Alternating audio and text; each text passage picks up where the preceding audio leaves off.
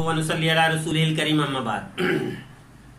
मेरे भाइयों दोस्तों, की साथी ने सवाल पूछा है कि हमारे इलाके में निकाह हुआ है, निकाह में महर मुकर्रर नहीं किया गया, तो क्या ये निकाह हो गया? इसका क्या हुक्म है शरीयत में? याद रखिएगा, निकाह और शादी में फर्ज दो हैं। जब फर्ज कोई खत्म हो जाए तो निकाह नहीं होता। मसलन गवाह मौजूद ना हो, निकाह नहीं होगा। इजाब व कबूल ना हो, लड़का लड़की हाँ ना करें, कबूल ना करें, निकाह नहीं होगा। ये जो हक महरी ये वाजिब है, वाजिब ना होने से निकाह हो जाता है। अब इसका हुक्म क्या होगा? इसका हुक्म यह होगा कि उनके खानदानों में जितना चल रहा था, आसानी के एतबार से मैं बता रहा हूं, उनके खानदानों में जो रवाज था हक महर का, वही हक महर इस लड़की का लिखा जाएगा।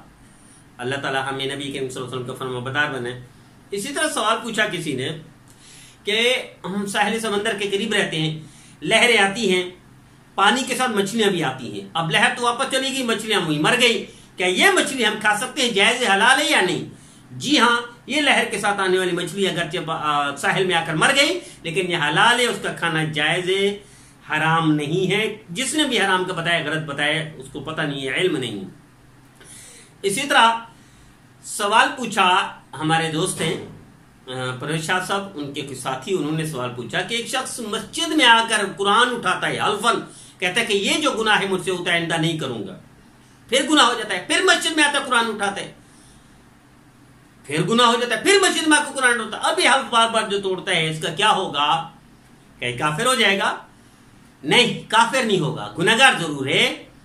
इस पर ये जो कि हल्फ उठाने का, इसको या तो 3 रोजे रखने चाहिए या 10 गरीब मिस्कीन कोई भी मुसाफिर उनको खाना खिलाना चाहिए सुबह और शाम का, या उनको पैसे दे देने चाहिए, ताकि ये जो कसम तोड़ी है इसका कफारा हो जाए।